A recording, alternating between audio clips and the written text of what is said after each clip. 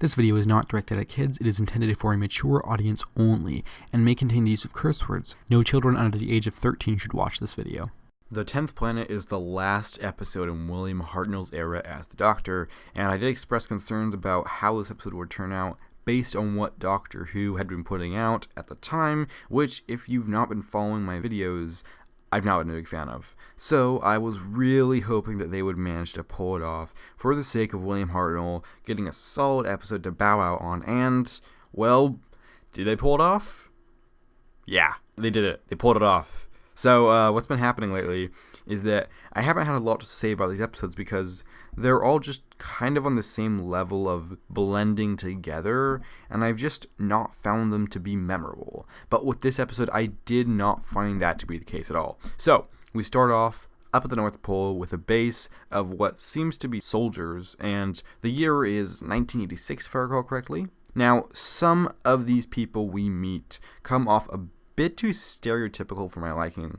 So for instance, there is one character who just shouts all the time, and he's very stubborn and hard to get along with, although we do get an interesting bit of information about him when we learn that he has a son, and the way that is incorporated does add a little bit to him, but still, that didn't completely make his character better. He was still a bit of a stereotype, but that's something to mention. So this episode is our first introduction to the Cybermen, and I honestly like how they worked in this story. Now, of course, the episode had a fairly low budget, and there are ways with the Cybermen that it shows, but it's pretty easy for me to look past those things and just enjoy the story and what they managed to accomplish. I think the Cybermen worked best in this story when we first see them, and when we hear this really eerie music playing, which just adds so much to the scene. The voice that the Cybermen have isn't my favorite. It does sound somewhat goofy, and that's mostly down to the delivery, I think.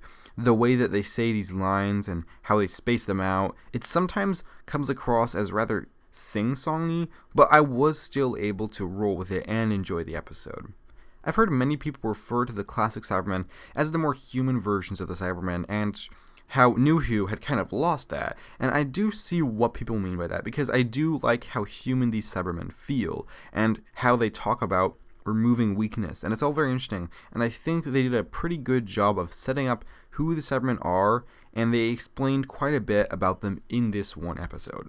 I want to mention our companions really quickly, and how they worked for me. I honestly thought that Polly was kind of pointless in this one, and I wish the writers had given her something to do, but she was just kind of there, and there was a point in the story when she asks if I can help. Can I stay and help? What do you think you could do? Well, I could make some coffee or something. Oh, all right, I suppose we could do with some. And I feel like that was just the writers thinking, what can we do with Polly, And they didn't come up with an answer to that question, what can we do with Polly? In terms of Ben, there are a couple of things here. There's a moment that I really like when he's forced to kill a Cyberman, and we clearly see that he did not want to, but it was his only option. And that's a really good moment for Ben, and it made me feel for him a bit. I also like how we see Ben being smart in this one. There is a bit when he blinds a Cyberman, and there's another bit where he's working things out that shows, hey, this guy isn't useless, he's actually pretty smart. Also, in terms of the Cybermen, we learn about Mondas, the twin planet from Earth, which is just back all of a sudden, and that's something that doesn't entirely work for me. I have questions. How is this planet back so quickly with nobody noticing it yet? And there's also this thing where the planet is draining energy, but I don't understand how.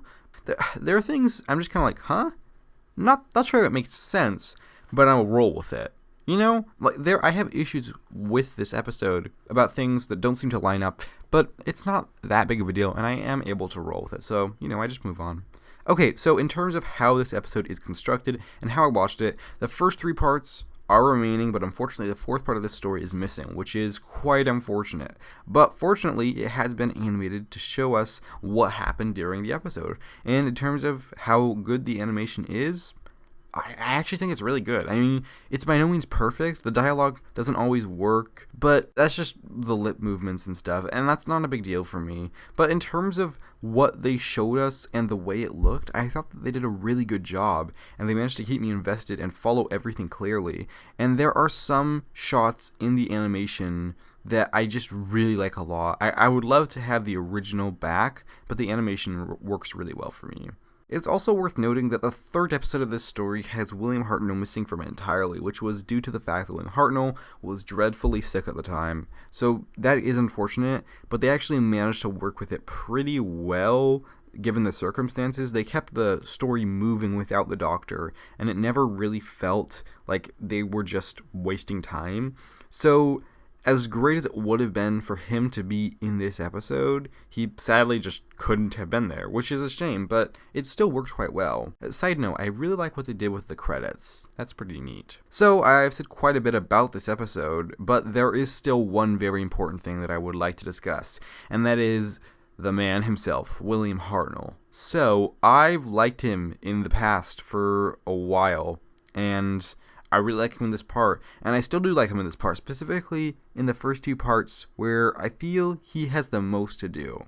He has some lines when talking to Cybermen that just work really well for me, and I just quite enjoy the first Doctor. Obviously, he is gone for the third part, so he doesn't have anything to do there, and I felt that he didn't have a lot to do in the fourth part, his final episode, but not to the point where it was neglectful or anything. And for all I know, this could have been due to how sick William Hartnell was. The fact is that I don't know, but he didn't have a lot to do there. And I am going to go ahead and give you a spoiler warning now. So if you would like to skip past the spoilers, please skip to this point in the video shown on the screen now. And if you're still with me after the sentence, then we'll go right into those spoilers. So, in terms of how this story ends, it's very interesting. Obviously, I have a lot of context that viewers at the time would not have, so I tried to put myself in the mind of a viewer watching this live in 1966. So towards the end of the episode, the Doctor is acting kind of strange, and it's a little off-putting to see him so aloof, and we as the audience don't really know what's going on. But then he says that he has to go to the TARDIS, which he does, and we still don't know what's going on. But before too long, the Doctor collapses, which is sudden, but we still don't know what's going on. And then all of a sudden, we see the Doctor's face just change, and then the episode just ends there. I can't imagine what it would have been like to see this episode without knowing what was going on, without knowing what regeneration was. It's just, it just would have been really shocking. Overall, this episode held up quite well, introducing us to one of my favorite Doctor Who villains and telling quite an interesting story.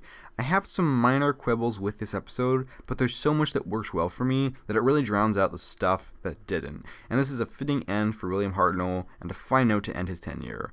And I'm going to give The 10th Planet a rating of 8.5 out of 10.